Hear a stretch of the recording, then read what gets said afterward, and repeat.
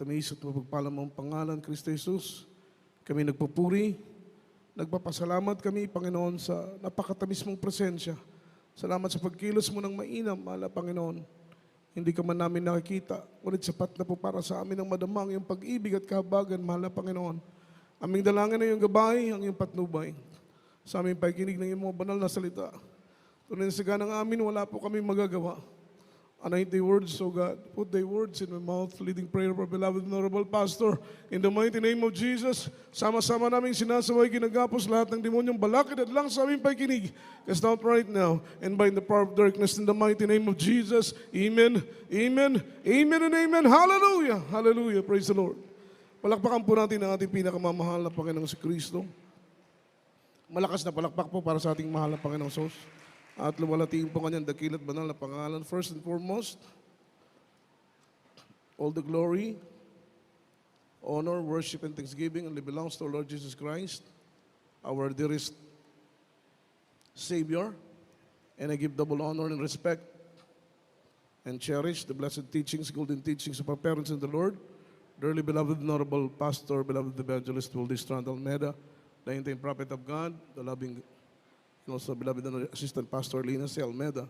Love also and respect to the beloved children, whole blessed Almeida family, sa ating mga beloved ordained preachers, beloved co-workers, beloved preachers, at sa lahat po ng ating minamahal na mga mag-aawit, beloved musician, sa lahat po ng ating beloved webcast viewers around the globe na patuloy pong umaantabay at sumusubaybay sa banal na gawain ng ating mahal na Panginoon. Pagpalain po kayo ng ating dakilang Diyos at sa lahat po ng ating minamahal at mga ginigiliw po nating mga kapatid sa pananampalataya na narito sa dakong ito, mga minamahal ay magandang gabi na po, mga minamahal sa inyo pong lahat. Palakpakan po natin ang ating dakilang Diyos at luwalhatiin po ang dakilat mapagpalang pangalan ng ating pinakamamahal na Panginoong si Kristo.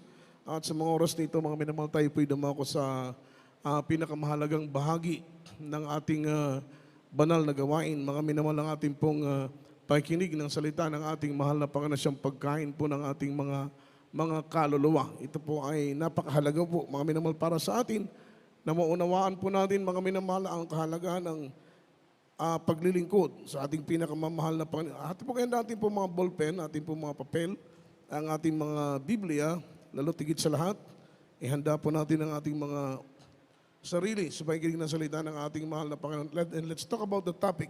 Let not the fear conquer you. Let not fear conquer you. Huwag po nating hayaan na ang takot, mga minamahal, ay mapagtagumpayan po tayo. Sapagkat bilang Kristiyano, ang gusto ng ating mahal na Panginoon, kalooban ng ating dakilang Diyos, ay maging matapang tayong anak ng Diyos. Ang gusto ng Panginoon, wala po tayong takot. Ang gusto ng Panginoon, hindi tayo maduwag sa anumang pagsubok, sa anumang problema, sa anumang hamon sa buhay na dumarating sa ating buhay, mga minamahal. Ang gusto ng ating mahal na Panginoon, tayo po ay maging tunay na lalaki sa paglilingkod sa mahal na Panginoon. Mawala po yung takot, mawala yung pagkabalisa, mawala yung pagkabagabag sa ating mga puso.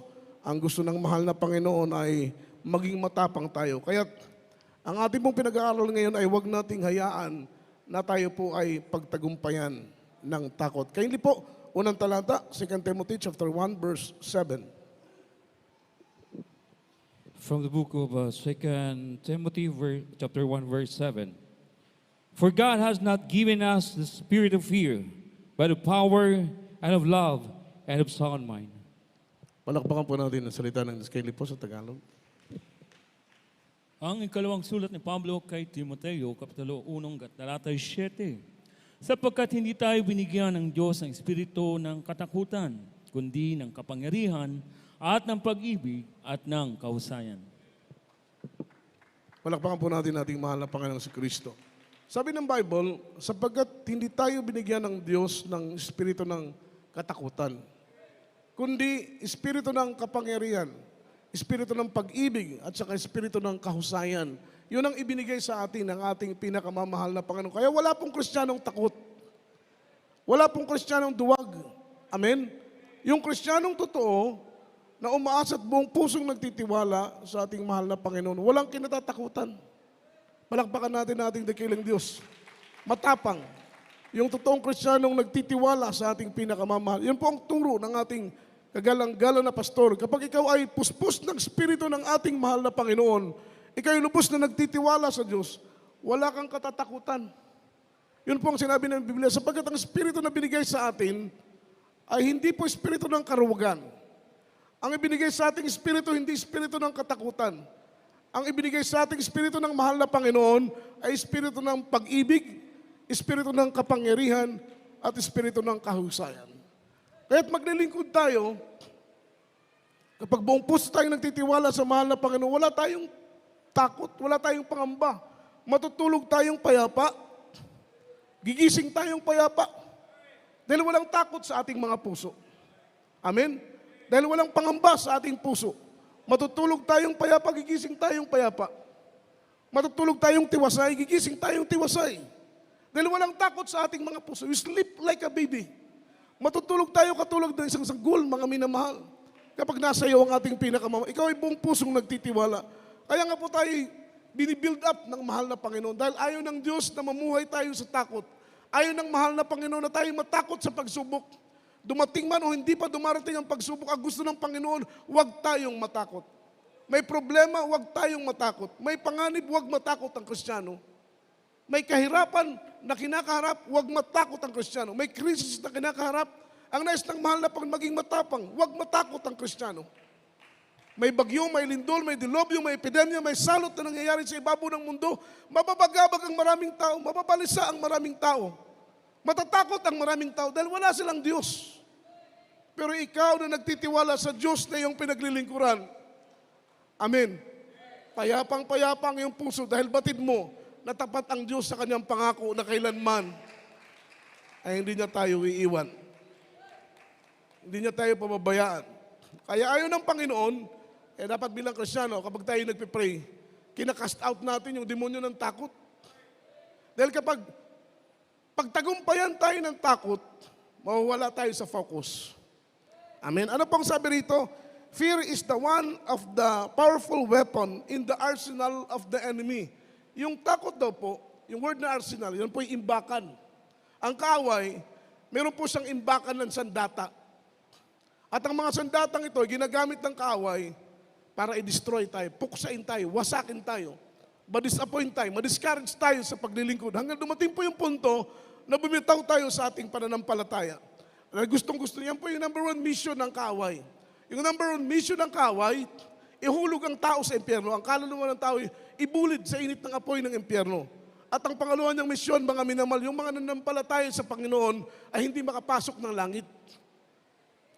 Kaya at all cost, gagawin ng kaaway ang lahat upang hindi tayo makapasok ng langit. Gagamitin niyang lahat ng kanyang mga sandata upang tayo po ay hindi magkaroon ng pagkakataon na maging tagapagmana ng buhay na walang hanggang. Meron siyang imbakan ng armas. Amen. That is the arsenal of the enemy. Imbakan ng mga armas. Marami siyang sandatang ginagamit. Isa na po dyan ang takot, mga minamahal. Kaya tayo po'y nararapat na magkaroon tayo ng malalim na awareness regarding po mga minamahal sa mga takot na minsan ay lumulupig sa ating pananampalataya. Takot na minsan hindi natin ma-breakthrough ang mga pagsubok, hindi natin mapagtagumpayan ang anumang hamon sa buhay dahil nauunahan tayo mga minamahal ko ng takot. Which is, sabi ng Bible, ang binigay sa ating Espiritu ng Panginoon ay hindi Espiritu ng takot. Hindi pa nga dumarating yung bagyo. Takot na tayo. Diba? Wala pa nga ang bagyo. Much more kung dumating ang bagyo. Nauunahan tayo ng takot. Ano mo mga kalamidad, mga panganib na paparating, mga minamahal, babala na magaganap sa ating bansa, sa ating panahon.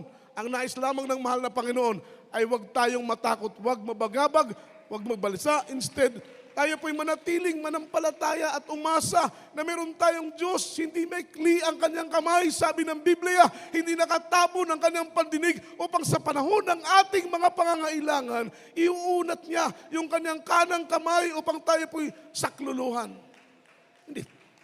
Hindi tayo pababayaan ng ating pinakamamahal na, siyempre, mga anak tayo ng ating mahal na Panginoon. We are God's own property. Tayo pa'y pag-aari ng Diyos. Ako, pag-aari ako ng mahal na Panginoon. Katulad din sa inyo, kayo pag-aari ng Diyos. Tayo po'y silyado ng pangalan ng ating mahal na Panginoon. And because we are sealed by the mighty name of Jesus Christ, hindi tayo pababayaan ng ating mahal na Panginoon. Kaya nga tayo hanggang ngayon nandito eh. For how many long years na naglilingkod tayo sa mahal na Panginoon? 10, 15, 20 taon na naglilingkod tayo sa ating mahal na Panginoon. Marami tayong mga struggles, maraming pagsubok, pero hanggang ngayon, nakatayo pa rin tayong matibay. Hindi sa ating sariling kalakasan. Ito'y dahil sa kalakasan na galing sa ating mahal na Panginoon. Hindi tayo makapag-sustain ni 1 taon, 2 taon, hindi natin kaya yan. Hindi tayo makapagpatuloy ng ganyang kahabang taon kung walang tulong ng ating mahal na Panginoon. Kaya tayo po'y mga minamahal, walang hanggang nagpapaabot ng ating papuri, ng ating pasalamat sa ating mahal na Panginoon. Dahil nariyan palagi ang ating mahal na Panginoon na tapat na nangako na kailanman ay hindi niya tayo iiwan. At hindi niya tayo pababayaan. Palakpakan po natin ang ating mahal na Panginoon. So wala tayong dapat katakutan. Amen? May problema ang Kristyano, huwag matakot. May pagsubok, huwag matakot. Amen? Nandiyan ang mahal na Panginoon.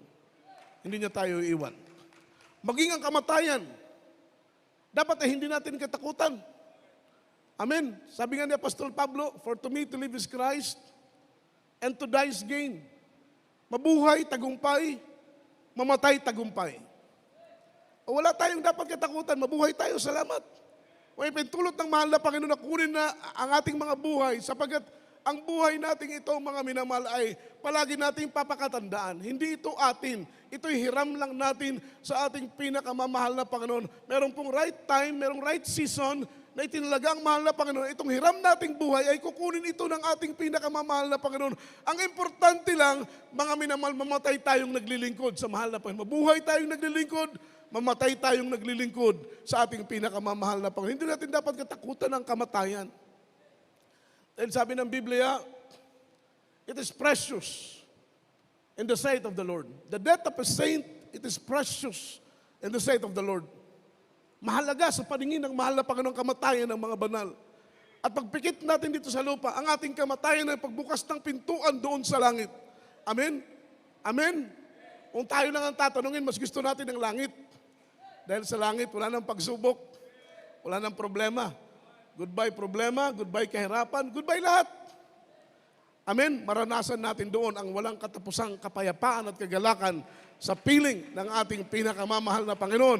Kaya yung ilan nating mga kapatiran na kinukuha ng Panginoon, nakakarating ng langit, pagkatapos kinakausap ng mahal na Panginoon na bumalik ka sa lupa, ayaw nang bumalik. Siyempre, nandun ka na sa langit, babalik ka pa dito sa lupa, dito sa lupa maraming pagsubok. Amen? Maraming kahirapan, maraming problema. Ano kung medyo may edad ka na, 50 anos ka na, 60 anos ka na, marami ka ng sakit na nararamdaman. Mas gugustuhin mo talagang doon na lang sa langit. Kaya pag pinababalik, ayaw nang bumalik. Siyempre, maganda na yung kanyang kalagayan eh. Pero wala siyang magagawa dahil yun ang kalooban ng ating pinakamamahal na Panginoon. Yang sabi rito, mga minamahal, if your fear is greater than your faith, miracles is impossible to happen. Kapag ang takot mo ay mas higit sa iyong pananampalataya, merong ganun eh, no? Dapat ang pananampalataya natin higit pa, mas malaki pa sa ating takot. Pero sometimes, kapag yung fear natin ay greater sa ating faith, miracles is impossible to happen. Imposibleng mangyari yung himala, mga minamahal. At alam po ninyo, sa buhay ng isang mananampalataya, kapag walang himala, mga minamahal, ang kanyang pananampalataya ay hindi lalago. Say amen. Hindi lalago ang kanyang pananampalataya kapag walang himala. Praise the Lord. Gaya po sa atin dito sa Jesus Miracle Crusade International Ministry, tayo po'y busog na busog sa himala. Hindi tayo katulad ng iba, mga minamahal, merong oras ng himala, merong tinig ng himala, pero puro lang oras, puro lang tinig, walang himala. Dito sa atin, mga minamahal, talagang busog na busog tayo sa himala. Start ng ating testimony portion, mga minamahal, naririnig na natin leukemia, pinagagaling, ketong na wala ng kagalingan, incurable sicknesses na wala ng kagalingan, pero pinapagaling ng mahal na Panginoon. Mga patay, binubuhay ng Diyos. Amen? Mga bakla, binabago ng mahal na Panginoon. Dating bakla, dating tomboy, binabago ng ating mahal na Panginoon. Mga karamdaman na wala ng kagalingan, tinanggihan na ng mga doktor. Wala ng lunas, may mga taning na ang buhay. Pero sa gawain ng ating mahal na Panginoon, pinagagaling ng ating mahal na Panginoon, tayo po ay hinubog, mga minamahal, naging matibay, naging konkreto ang ating pananampalataya dahil sa mga himala na ating narinig. Hindi lang po yun. Ang iba nga sa atin, hindi tayo nakakumbinsi sa ating mga narinig. Pero ang mahal na Panginoon, mabait na Diyos, siya po'y personal na kumikilos sa iyong personal na buhay. Ano pong layunin ng mahal na Panginoon upang ikaw ay lubos na magtiwala, lubos na manampalataya sa ating pinakamamahal na Panginoong Jesucristo. Malakas po na palakpak para sa ating mahal na Panginoon. Totoo po yun. If your fear is greater than your faith, miracle is impossible to happen. Imposibleng may himalang mangyari. Pero dahil sa ating gawain, amen, mas greater yung ating faith kaysa sa ating mga fear, mga minamahal. Kaya makita natin, in our own personal life, meron tayong palaging testimony. At yung mga testimony natin na yun, mga minamahal, yun ang nagbibigay tibay, tatag sa ating mga pananampalataya. Kaya inuutusan tayo ng ating kagalang-galang na pastor na yung mga patotoo natin, ingatan nating mainam. Na huwag sirain ng kaaway yung mga testimony natin. Dahil through our testimony, dyan po mga minamahal, nagiging konkreto ang ating pananampalataya, nagiging matibay, nagiging matatag ang ating mga pananampalataya. Kaya nga po, maging ang kamatayan ay hindi natin kinatatakutan. Amen? Instead, pinaghahandaan, pero hindi kinatatakutan. Amen? Dahil hindi natin alam, yung kamatayan ay unpredictable. No one knows. Hindi natin alam kung buhay pa ba tayo bukas. Hindi natin alam kung buhay pa ba tayo next week, next month. Hindi natin alam yun. Ang tanging alam lamang natin, yung buhay na na-spend na natin. Kagaya po sa akin, ako pa 50 years old na. Alam ko, within 50 years, yung buhay na ito na regalo ng Panginoon, nagamit ko na. Pero ang hindi ko alam, kung ilan na lang ang natitira. Di po ba? Tayo po, hindi natin alam kung ilan na lang ang natitira. 5 months na lang ba? 1 month na lang ba ang natitira? 1 taon na lang ba ang natitira? Pero alam po ninyo, mga minamahal, kung ilang taon, ilang buwan, ilang araw na lang ang natitira sa buhay mo, gamitin mo yan sa paglilingkod sa mahal na Panginoon. Gamitin mo yan sa pagpupuri. Gamitin mo ang natitirang araw, ang natitirang oras, ang natitirang panahon sa buhay mo, mga minamahal, upang ang buhay mo ay maging kalugod-lugod sa ating pinakamamahal na Panginoon. Dumating man yung point, na kunin na ng Panginoon ang buhay natin, wala tayong regrets. Wala tayong panghinayang dahil nabuhay tayong naglilingkod sa ating pinakamamahal na Panginoon. Kaya tayo pong mga anak ng Panginoon, maging ang kamatayan ay hindi natin kinatatakutan. Dahil kapag takot kang mamatay, pag may sakit ka, takbo agad sa doktor. Pag may sakit ka, takbo agad sa medisina. Dahil takot kang mamatay. Amen. Pero pag wala kang takot mamatay, inaasa mo ang buhay mo sa mahal na Panginoon. Dahil alam mo, kung kaya kang gamutin ng doktor at medisina, mas lalo't higit, mga minamalang ating mahal na Panginoon. Palakpakan po natin ang ating dakilang Diyos. Ang sabi po rito, mga minamahal, walang mangyayaring himala sa buhay ng isang mananampalataya. Kapag ang kanyang takot ay higit pa sa kanyang pananampalataya. At kapag walang himalang nangyayari sa buhay mo, hindi mo maramdaman yung kapangyarihan ng Diyos na kumikilos sa buhay ng bawat isa sa atin. Dahil walang himala eh. Dahil yung kapangyarihan, that is the evidence of existence ng ating mahal. Yan ang patunay na mayroong Diyos.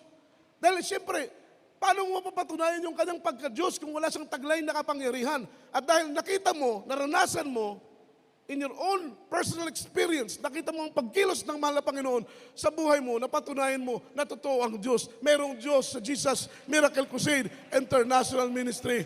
At ang sabi ng Biblia ni Apostle Paul, my teaching and my preaching is not for enticing words of man's wisdom. Hindi ako nangaral, sabi niya, sa magitan ng mga matatamis, mapanghikayat ng mga salita, kundi ako'y nangaral sa kapahayagan ng Espiritu Santo at kapangyarihan, that your faith should not stand in the wisdom of man, but in the power of the living God. Ang nais ni Apostol Pablo, ang ating mga pananampalataya ay hindi maging matibay mula lamang sa turo ng tao. Meron pong benefits. Yung wisdom of man, meron pong benefits yan para sa ating paglago. But there is a greater benefits once ng ating faith ay mag-stand sa kapangyarihan ng ating pinakamamahal na Panginoon. Di ba? Palakpakan po natin ang ating dakilang Diyos. Dito, nananatili tayo sa gawain ng ating mahal na Panginoon because we are 100% totally convinced na totoo ang Diyos. Say amen. Say amen. Say amen. Palakpakan po natin ang ating mahal na Panginoon. Kumbinsido tayo eh. Kumbinsido tayo. Kasi kung hindi tayo kumbinsido dito na totoo ang Diyos, wala na tayo dito ngayon. Pero dahil kumbinsido tayo, kumbinsido ka, kumbinsido tayong lahat na totoo at makapangyarihan ang Diyos na ating pinaglilingkuran, kahit anong pagsubok, nandito pa rin tayo. Kahit anong katitisuran, nandito pa rin tayo. Kahit anong problema, nandito pa rin tayo. Kahit minsan, crisis financially, dumadalo pa rin tayo sa gawain ng ating mahal na Panginoon. Because we are 100% totally convinced na buhay ang Diyos nating sinasamba. Totoo ang Diyos nating pinupuri. Ay ang sabi rito mga minamahal, yung faith natin, mahalaga. Because faith produce power. And the power produce miracles. Yung pananampalataya natin, ito po'y lumilikha, mga minamahal ko, ng kapangyarihan. At yung kapangyarihan ay lumilikha ng himala. Yung himala ay lumilikha ng pananampalataya. Yan po yung cycles of faith. Pananampalataya, lumilikha ng kapangyarihan. Kapangyarihan, lumilikha ng himala. Yung himala, lumilikha ng pananampalataya. Kagaya po sa babae na 12 years na bleeding. Nagbi-bleed siya ng within 12 years. Siya po ay nagpapagamot, pero walang lunas. Ganun pa rin po yung kanyang karamdaman. Alam po ninyo mga minamahal, ang sabi niya sa kanyang pananampalataya, mahawakan ko lang ang laylayan ng damit ng Panginoon, ako'y gagaling. Siya po ay lumapit. Nahawakan niya yung laylayan ng damit ng mahal na Panginoon. Agad-agad naramdaman ng mahal na Panginoon na mayroong kapangyarihang dumaloy sa kanya. Mayroong kapangyarihang lumabas sa kanya. Amen. At paglabas ng kapangyarihan na yon, yung babae ay gumaling. Yun ay himala, di ba? Kaya faith produce power, and then power produce miracles. At dahil sa milagro na ginawa ng mahal na Panginoon doon sa babae na 12 years na nagbe-bleed, hanggang ngayon, mga minamahal, nagtitiwala tayo sa kapangyarihan ng Panginoon. Dahil kamangha-mangha, halos hindi ka paniwala. Maraming himala ang nangyayari sa ating ministeryo. Halos hindi ka paniwala, pero naniniwala tayo dahil sa atin mismo, sa mga buhay natin, kumilos ang kapangyarihan ng ating pinakamamahal na Panginoon. Kaya kung isipin lang, sa ating paglilingkod, wala tayong dapat ikatakot dahil totoo ang Diyos natin. Wala tayong dapat ikabahala. Anumang pagsubok, anumang problema, dapat ang Kristiyano ay palaging payapa. Bagamat below the belt na po ang mga pangyayari, below the belt na po ang pagsubok, magtiwala pa rin sa ating mahal na Panginoon dahil alam natin, palaging may remedy ang ating mahal na Panginoon. Palaging may inihahandang solusyon ang ating dakilang Diyos. Gaano man kahirap ang pagsubok, gaano man kahirap ang problema, palaging may inihahandang solusyon ang ating mahal na Panginoon. So tinuturuan tayo ng Diyos na huwag matakot. Sapat na po yung mga testimony na nangyari sa ating mga buhay. Sapat na po yung mga patotoo na ating narinig, ating nakita upang lubos tayong magtiwala at manampalataya sa ating mahal na Panginoon. Kami po'y nakakilala sa mahal na Panginoon, year 1986. Up to the present, nandito pa rin kami naglilingkod. I was 10 years old at that time. Kami po yung pinakaunang children's choir sa dako ng Sabarte. Mga minamahal, pero alam ko ninyo, ang unang-una kong nakitang himala sa dako ng Sabarte, yung lineage ng ating beloved honorable pastor, yung isang mataas na lalaki, siguro 6-footer yun, mga minamahal, merong sakit na goiter. Lineage ng mahal na pastor, katatapos pa lang po mag-ayuno ng mahal na pastor, nakita ko po sa akin dalawang mata, dahil ako po'y bata pa, pag ganyang mga lineage, nasa harapan po ako palagi, pinanonood ko yung pag-lineage ng mahal na pastor, isa pong nagpatibay sa aking pananampalataya. Yung nakita ko na yung goiter, na 3 taon nang lumulobo yung kanyang goiter, mga minamahal, pero split of a seconds, mga minamahal, pinagaling ng ating pinakamamahal na Panginoon. Magtataka, saan napunta yung bukol na yun? Saan napunta, mga minamahal? Pero sa Diyos, walang imposible, wala pong mahirap. Kaya sa stage ng aking buhay, ako po'y naglilingkod hanggang ngayon, mga minamahal, ako po'y 50 years old na po, nakilala sa ating mahal na Panginoon. Talagang masabi ko po, mga minamahal, wala na pong dahilan para mag-alinlangan ako sa kayang gawin ng ating... Minsan kasi, inilimitahan natin yung kayang gawin ng Diyos. Minsan, mga minamahal, ina-underestimate natin yung kayang gawin ng ating mahal na Panginoon. Kaya makita mo, basahin natin ang Biblia. From the book of Matthew chapter 14, verse 26, up to verse 31. from the book of Matthew, chapter 14, verse 26 up to 31. And when the disciples saw him walking on the sea, they were troubled, saying, "It is a spirit," and they cried out for fear. But straightway Jesus spake unto them, saying, "Be of good cheer, it is I, be not afraid." And Peter answered him and said, "Lord, if it be thou, bid me come unto thee on the water." And he said, "Come." And when Peter was come down out of the ship, he walked on the water to go to Jesus. But when he saw the wind boisterous, he was afraid, and beginning to sink, he cried, saying, "Lord, save me." And immediately Jesus reached for his hand and caught him and said unto him, "O thou of little faith, wherefore didst thou doubt?" Amen. Praise the Lord. Ang Ebanghelyo ayon kay Mateo, Kapitulo 14, talatay 26 hanggang 31. At nang makita siya ng mga alagad na lumalakad sa ibabaw ng dagat, ay nangagalumihanan sila na nagsasabi, "Multo," at sila ay nagsisigaw dahil sa takot. Datapwat pagdakay nagsalita sa kanila si Jesus na nagsasabi, "Laksan ninyo ang inyong loob. Ako nga, huwag kayong mga takot." At sumagot sa kanya si Pedro at nagsabi, "Panginoon, kung ikaw nga ay paparianin mo ako sa iyo sa ibabaw ng tubig." At sinabi niya, "Halika." At lumusad si Pedro sa daong at lumakas sa ibabaw ng tubig upang pumaroon kay Jesus. Datapwat, pagkakita niyang malakas ang hangin, ay natakot siya at nang siya'y malulubog, ay sumigaw na nagsasabing, "Panginoon, iligtas mo ako." Sa 31, at pagkadakay iniunat ni Jesus ang kanyang kamay at hinawakan siya.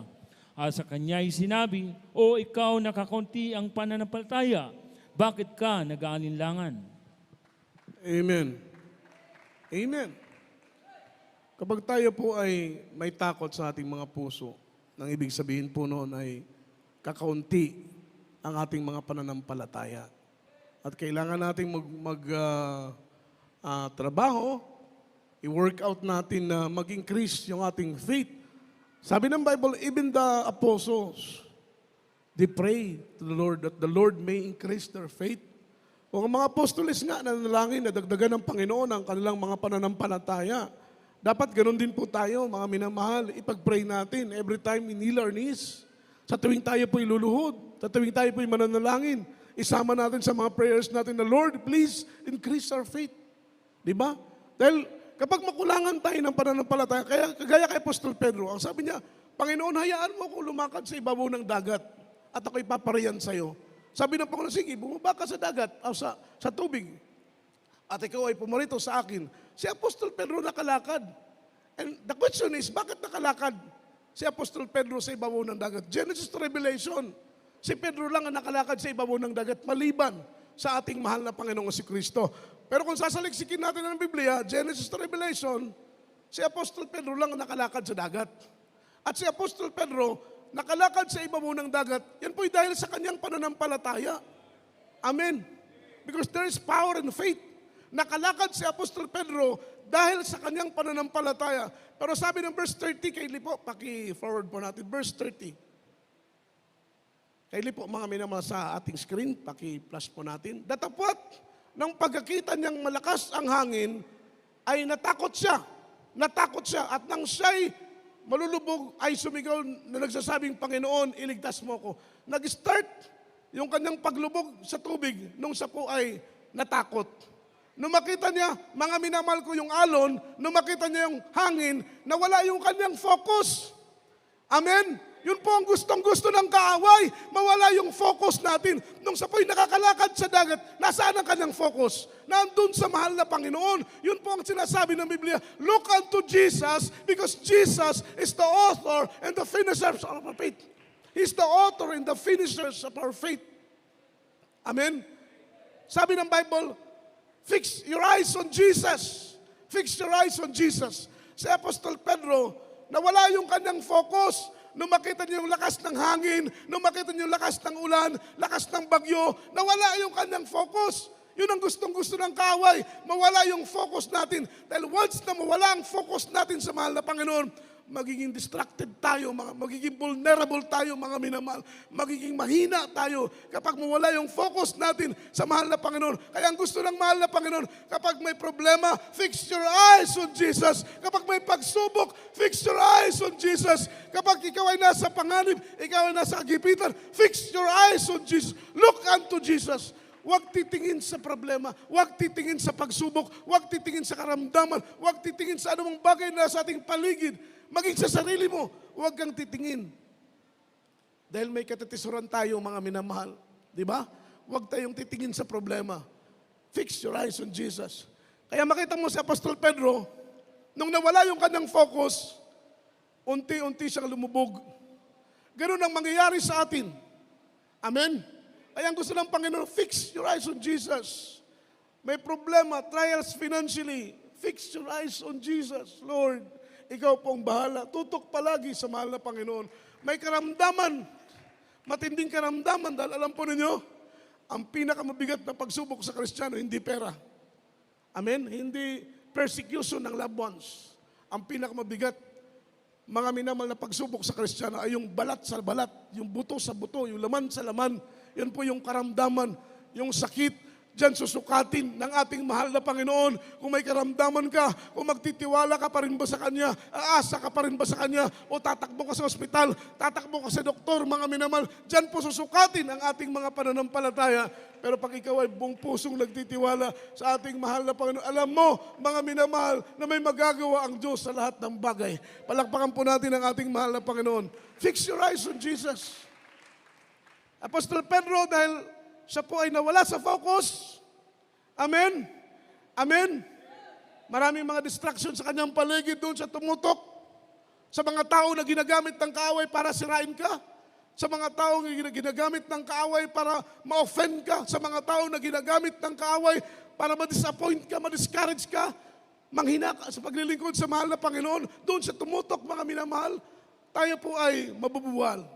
Mawawala tayo sa paglilingkod, mawawala tayo sa focus, hanggang makita na po natin, mga minamahal, nanghihina na po tayo, nalulupay-pay na tayo, wala na po tayong ganang dumalo sa paglilingkod sa ating pinakamamahal na Panginoon. Pero kung nakapokus lang tayo sa mahal na Panginoon, si Pedro, kung nakapokus lang siya sa mahal na Panginoon, hindi siya lulubog. Kaya't nang si tinulungan ng mahal na Panginoon, hinawakan ng kanyang kamay, anong sabi ng mahal na Panginoon? Taong pagkakaunti ng pananampalataya. Dahil kapag tayo po'y tablan ng takot, kulang tayo ng pagtitiwala sa ating pinakamamahal na Panginoon. Fix your eyes on Jesus. Pakita mo, sa panahon ng mga Israelita, the Lord commanded them, go to that land and possess the position. Sila inutusan ng mahal na Panginoon, pumunta kayo sa lupang pangako, yung land of Canaan. Dahil yun ay ipinangako kay Abraham, kay Isaac, kay Jacob, na ibibigay ko sa inyo, sa inyong mga magulang, sa inyong mga lipi. Kaya sabi ng Panginoon, go to that land and possess the position. Pumunta kayo sa lupa na yan at ang kinin ninyo ang lahat ng pag-aaral sapagkat yan ay inyo, yan ay ibinigay ko sa inyo. Pero bago nila pasukin ang land of Canaan, si Moses ay nag-utos ng 12 espiya para i-double check yung lupa ng Kanaan. At nung pinadala niyo 12 spies, ang unang bumalik yung 10 espiya, naiwan si Caleb at saka si Joshua. Amen. Nung bumalik yung 10 spies, yung kanilang dala ay evil report, mga negative report. Sabi nila, huwag tayong tumawid, huwag tayong pumunta, huwag natin sakupin ang lupang pangako na sinabi ng Panginoon, sapagkat doon nakatira ang mga higante. Yung mga giants na naroon ay yung mga descendant ni Anak, mga anak ni Anak, mga minamahal, mga higante. Natakot yung 10 spies. Dahil mga higante ang nakatira, sabi nila, para lamang tayong tipaklong na pipisain sa kanilang mga paa. Kaya sila po yung nangamba, natakot, naunahan sila ng takot. Kaya sila yung nag-decide na hindi nilang tumuwid. Amen? Pero si Joshua at saka si Caleb, yung kanilang dala ay mga malalaking mga prutas. Patunay na yung lupa ng Kanaan ay fertile, mataba yung lupa ng Kanaan. Dahil imagine, yung laki ng ubas, yung ubas natin ngayon, ganyan lang kalalaki, no?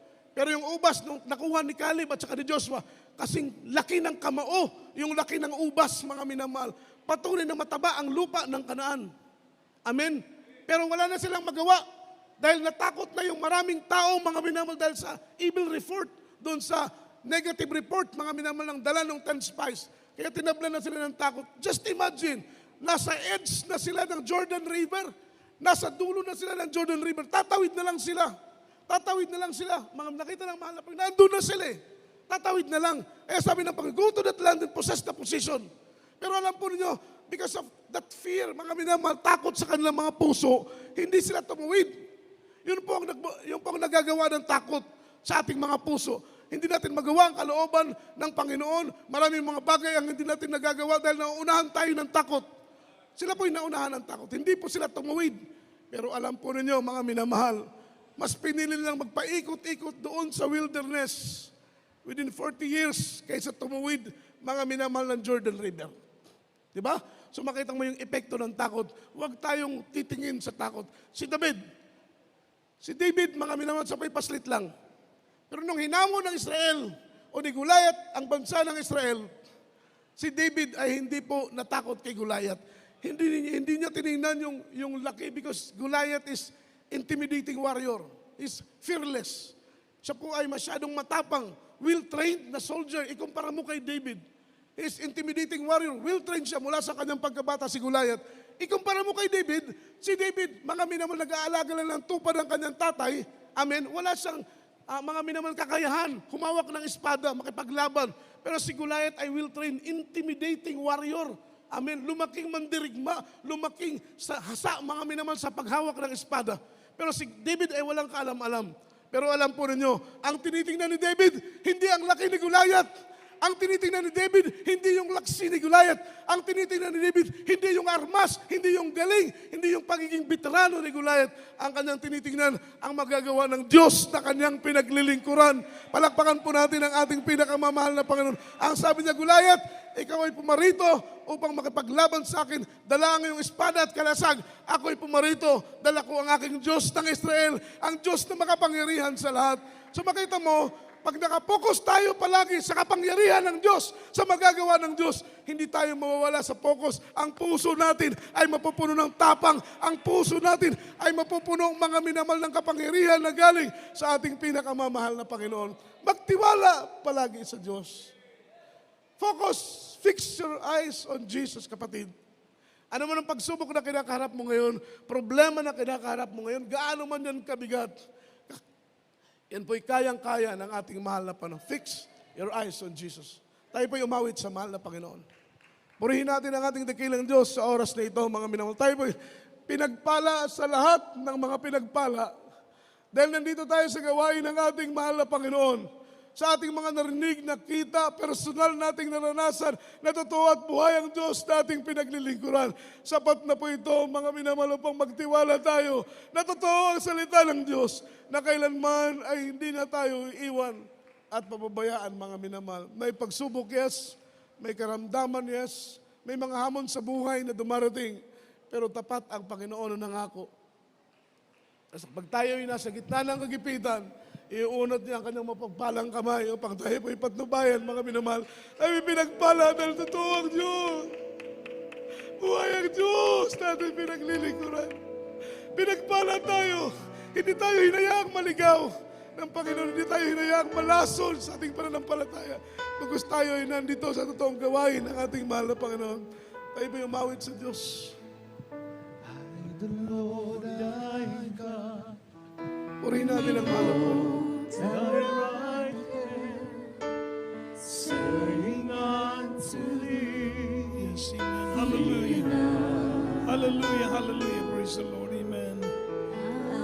the Lord thy God, behold thy right hand, saying unto thee, fear not. Fear thou not, for I am with thee. Be not dismayed, for I am thy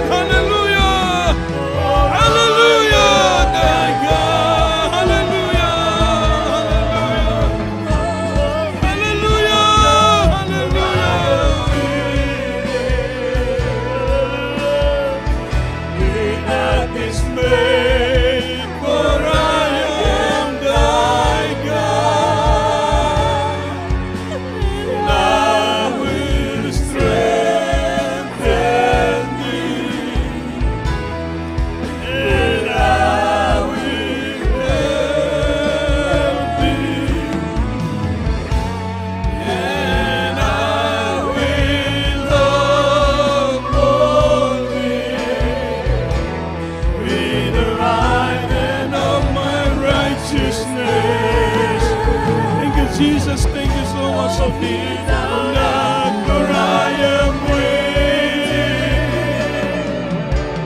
Be not dismayed, for I am thy God. Be not dismayed, for I am thy God. Hallelujah, hallelujah, hallelujah, hallelujah, hallelujah, hallelujah, hallelujah, hallelujah, hallelujah. Glory to Jesus. Glory, glory to God. Hallelujah. Praise the Lord. Hallelujah. Purihin ka, dakilang Diyos, mga minamahal. God bless you po, and beloved preacher Brother Joe, mga minamahal sa oras na ito.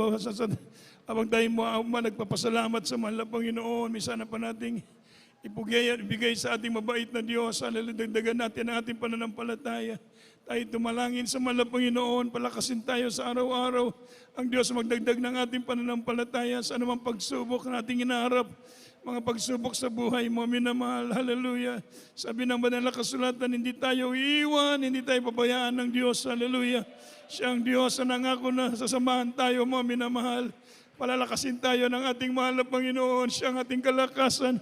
Hallelujah, hallelujah, hallelujah. Hallelujah. We hunger for your presence, Lord. Hallelujah. We need you, Lord. Increase our faith, O God. Hallelujah. Dagdagan mo kami pananampalataya sa iyo, mahal na Panginoon. Hallelujah. Patuloy kaming kabagan, palakasin, O Diyos. Hallelujah. In the name of Jesus. Hallelujah. Tayo magkaisang manalangin, mga minamahal. Praise the Lord. Hallelujah. Dakilat mapagpala po namin Ama Diyos na makapangyarihan sa lahat. Mahal na Panginoong Yesus, muli ka namin pinabot namin taos pusong pasalamat mo sanang pa sa iyong banal na salita o namin ang pakinggan. At sa oras na ito kami lumalapit sa trono ng biyaya, humingi ng tawad sa aming mga nagawang pagkakamali, pagkakasala, mga pagkukulang, mga pag-alinlangan, kawalan ng pananampalataya. Patawarin kami, O Diyos. Saligsigin mo kami mga puso, palakasin mo kami, O God. Sa unang dalangin namin, beloved parents in the Lord, panghawakan mo ang bawat isa sa amin. Dadagan mo ang aming katatagan sa aming paglilingkod sa iyo. Lutasin mo ang lahat ng problema, Panginoon Diyos, ikaw maglutas ng bawat problema ng meron ng bawat isa. Pagalingin mo mga karamdaman, mabang buhay, malusog, malakas sa pangatawan. Patatagin mo ang bawat isa. Lutasin mo ang kalamang suliranin, O God. Abutin mo ang pangangailangan ng bawat isa sa lahat ng bagay, sa financial material, lalo tigit sa espiritual. Ang aming mga labuan, singatan mo sila. Pagalingin mo may mga karamdaman sa aming mahal sa buhay, O God. Ingatan mo ang lahat ng iyong mga anak, ang buong sangbayan ng aming ginagalang na magulang sa iyo, sa kalampangangasiwa sa banal na iglesia, lahat ng manggagawa, lahat ng kapatiran sa buong mundo, pagpalain kaming lahat sa gabing ito. In the name of Jesus, in the name of Jesus we pray. Amen. Ipatong po ang ating kamay sa ating ulo, mga minamahal. I-cast out ang mga karamdaman. Hallelujah. Mga doubts and unbelief. Sige po, hallelujah. Dakila namin ang mga Diyos ang ginagamit yung banal, makapangyarihang pangalan, mahal na Panginoong Yesus. At sa gabing ito, sama-sama namin sinasaway, ang lahat ng gawa ng kaaway, mga karamdaman, mga problema, pag-alinlangan, panlulupaypay, lukewarmness, backsliding spirit, cast out, lust of the eyes, lust of the flesh, pride of life, cast out doubts and unbelief, cast out problem, be solved. In the name of Jesus, be healed and be blessed.